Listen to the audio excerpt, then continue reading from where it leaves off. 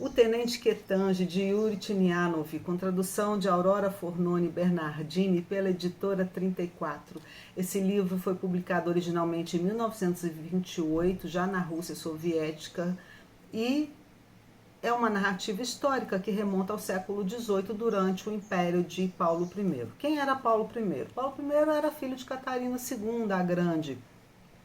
Aqui, tanto no pós-fácio quanto no prefácio, nós vamos encontrar algumas informações valiosas acerca do Paulo I, que seria, né, um homem fraco, covarde. Covarde por quê? Porque ele não deu fim à servidão. Né? O fim à servidão só iria ocorrer no reinado do seu filho, Alexandre I, em 1862. Então, esse Paulo, ele era muito medroso, ele era muito confuso, ele tinha muito medo de ser assassinado, porque ele viu o pai dele ser assassinado, mas ele é assassinado, né, em 1801, sufocado em seu leito com travesseiros de penas de gansos. Então, esse Paulo, aqui a gente vai encontrar informações sobre o comportamento dele, que ele era muito extravagante, que ele era uma pessoa imprevisível, e também que ele era definido como doente mental. Ao mesmo tempo, ele era definido como alguém que tinha falha de caráter, ou seja, a suposta doença mental serviria para ocultar a falha de caráter, né? Então, esse era Paulo I, e a história, toda essa história, ela decorre durante o reinado de Paulo I, que vai de 1796 a 1801. A novela começa com a morte de Catarina II, a mãe de Paulo, que é o primeiro capítulo. Ele recebe, né, a informação acerca da morte da mãe, e o livro termina com a morte do Paulo I. Então, são 5 anos em que se decorre essa história. E do que se trata? Bom, nós vamos encontrar logo no início um escrivão substituto. Substituto por quê? Porque o escrivão titular estava cumprindo pena na Sibéria. Então, esse escrivão substituto, inexperiente, estava muito nervoso, apavorado, né, com aquela tarefa tão importante que ele tinha de copiar a ordem do dia, que seria levada até o imperador e se tornaria uma lei, uma ordem a ser cumprida, né, e que não poderia ser questionada. Ele não poderia cometer erros. Só que, para mal dos pecados, ele comete erros, só que ele não revela esses erros, e ele deixa que essa ordem do dia siga com esses erros, porque ele não quer também ser exilado para a Sibéria. E quais são esses erros? São 2 erros. Eu vou ler para vocês, está na página 21. Ele havia cometido 2 erros. O tenente Sinilkaev era dado como morto no lugar do finado major Sokolov, cujo nome aparecia imediatamente antes. E, além disso, havia incorrido sem querer no seguinte absurdo: em vez de escrever a propósito de certa promoção, abre aspas, a nomeação para tenentes Quetange, a Steven Ribben foi determinada, ele escrevera a nomeação para tenente Quetange. Ele juntou as 2 palavras. Enquanto escrevia a palavra tenentes, tinha entrado um oficial e ele se levantou imediatamente para bater continência, parando justamente aí.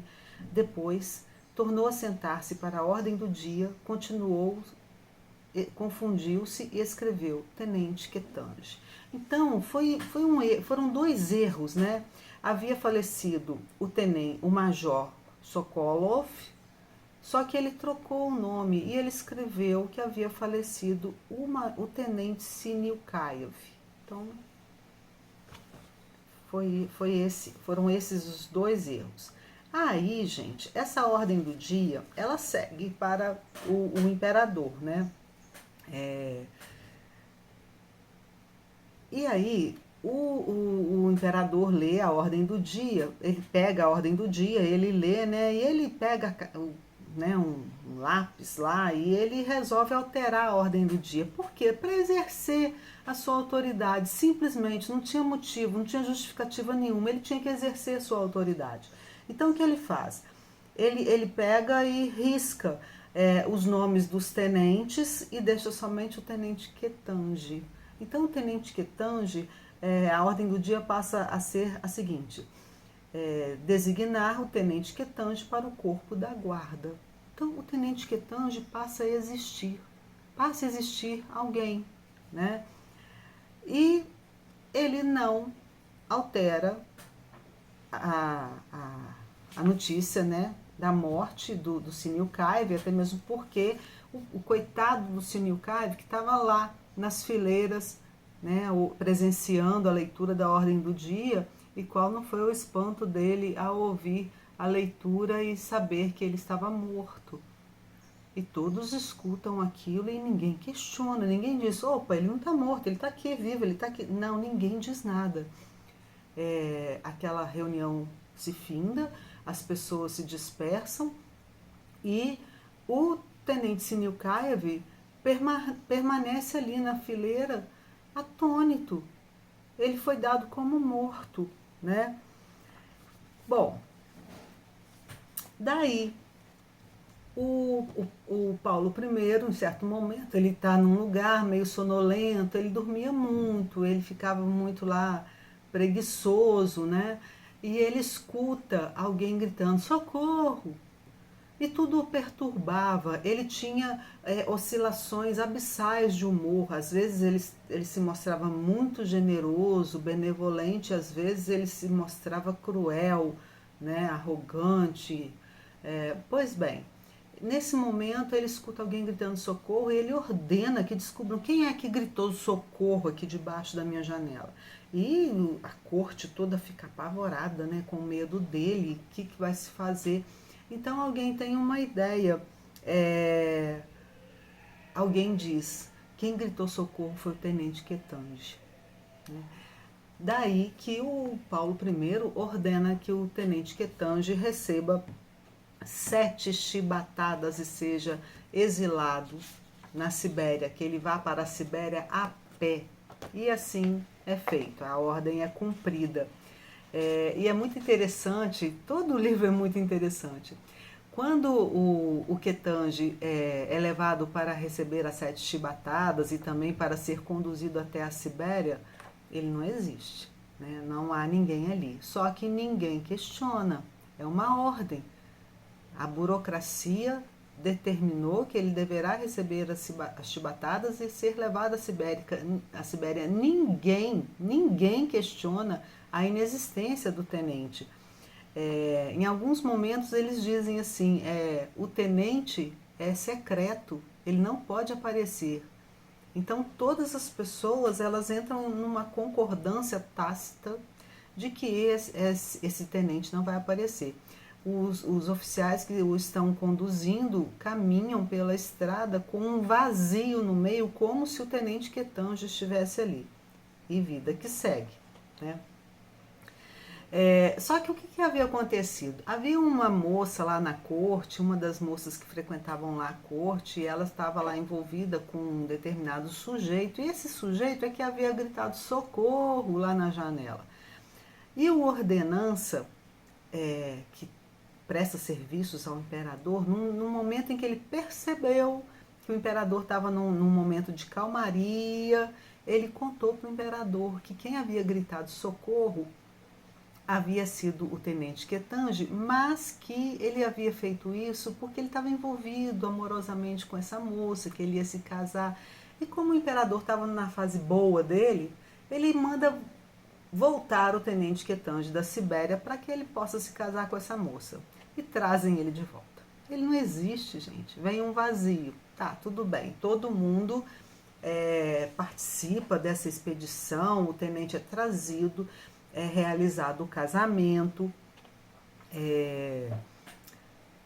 e a noiva, quando ela se vê diante dessa situação, ela olha para o próprio ventre, ela lembra que ela está grávida e que ela é solteira, e ela decide se casar. Ela se casa com o tenente Quetange, e todas as pessoas vão ao casamento. É o casamento mais lindo que ocorreu na corte. O noivo não está presente, mas aí eles inventam justificativas, desculpas, e tudo passa, né? Inclusive, pouco tempo depois nasce o primeiro filho do tenente Quetange, que é a cara dele. As pessoas comentam que é a cara dele. Bom, e o Sinilkaev, que havia sido considerado morto, ele procura o pai tenta desesperadamente ajudá-lo, o pai tenta ressuscitar o filho, né? Ele consegue alguns contatos, esses contatos vão até o imperador para falar com ele, que é um dos oficiais, e o imperador determina que Sinilkaev continue morto. Continue morto. Esse oficial que tentou intervir, né, a favor desse suposto morto, ele fica muito vexado com isso, porque ele foi repreendido pelo imperador, né? As pessoas tinham muito medo, porque qualquer coisinha era motivo de exílio. Bom, e aí o Ketanji está casado, já tem um filho, e o Paulo I começa a perceber que o Ketanji é um excelente tenente. Por quê?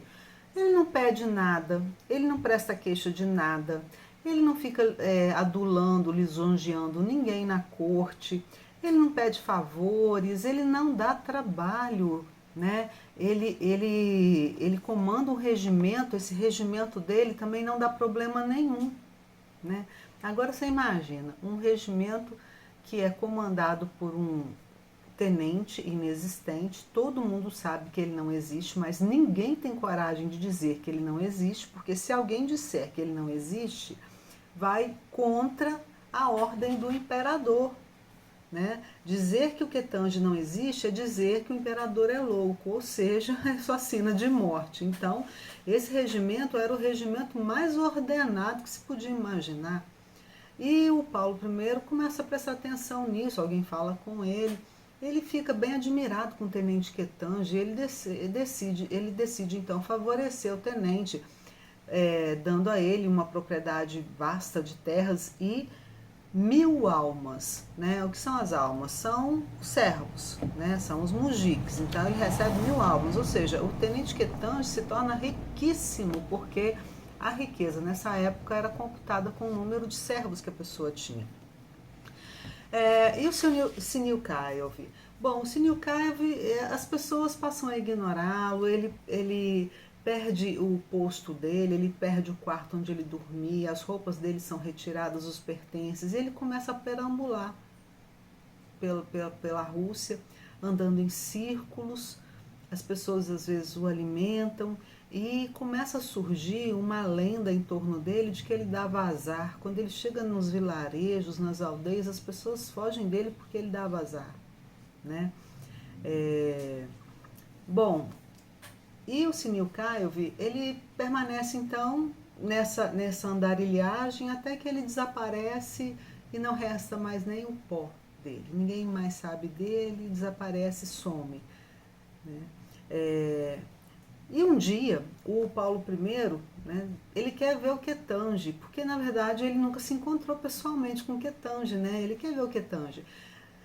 Imagina o alvoroço diante disso. Aí dizem para ele, olha, o Ketanji infelizmente está doente, está hospitalizado, e os médicos lá no hospital ficam apavorados, porque se o imperador resolve aparecer lá no hospital, o que é que eles vão explicar, né? Então, a única solução é a morte do Ketanji. Então, o Ketanji morre. O tenente Ketanji, que na verdade já é general, né? Ele falece lá no hospital e é o fim. E também o Paulo I morre assassinado, né? Então, todos três morrem no final da história, né? O atestado de óbito do Paulo vem dizendo ali que ele morreu de apoplexia, né? Mas na verdade ele foi sufocado, ele foi assassinado. Bom, gente, esse livro é interessantíssimo, é muito engraçado, você lê muito rapidamente, é uma novela pequenininha, né? E vai tratar muito dessa questão da burocracia, né? Uma burocracia, como dizia o Henri Lefebvre, é algo que ocupa e preocupa. Ela ocupa todo o seu tempo, ela suga a sua energia vital e ela te preocupa, né? Ao mesmo tempo em que ela nada produz, ela só te ocupa e preocupa para manter a estrutura do poder. ela é também um mecanismo permanente de subalternização coletiva e preservação da hierarquia. Para que a hierarquia estatal continue preservada, existente, né, a burocracia ela opera como um mecanismo. Então, é um papel que é preenchido aqui, que é enviado para ali, que é carimbado lá, que volta para cá. Ou seja, essa hierarquia, essa estrutura, ela precisa desse mecanismo para sua preservação. A burocracia ela é direcionada aos seres humanos, embora ela seja algo absurdamente inumano. E ela produz crentes, aí eu estou lembrando muito de Michel de Certeau, né, nessa produção dos crentes, daqueles que acreditam, pessoas que acreditam que algo vai ser resolvido, algo vai acontecer, depois que eu assinar esse papel e enviar para o setor, para o departamento, algo vai dar certo, né? Então, a burocracia produz essa crença nas pessoas. Só que aqui esse livro ele dá a ver muito a questão da burocracia negar a diferença, negar a vida, negar a história, negar a narrativa e causar o medo. As pessoas tinham muito medo. As pessoas obedecem cegamente. As pessoas se colocam num estado de subalternização em relação a ela. Então, um formulário, um papel, uma assinatura, um carimbo vale mais do que a palavra, vale mais do que a história, né? Vale mais do que a vida.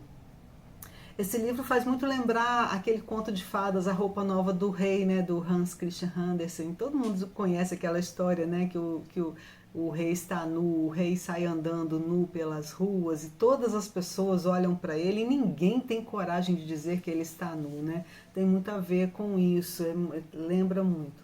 Bom, gente, esse então foi o Tenente Ketanji, eu indico a vocês, é muito bom, muito interessante, para uma tarde de domingo como hoje, acho que é uma boa pedida para umas boas risadas.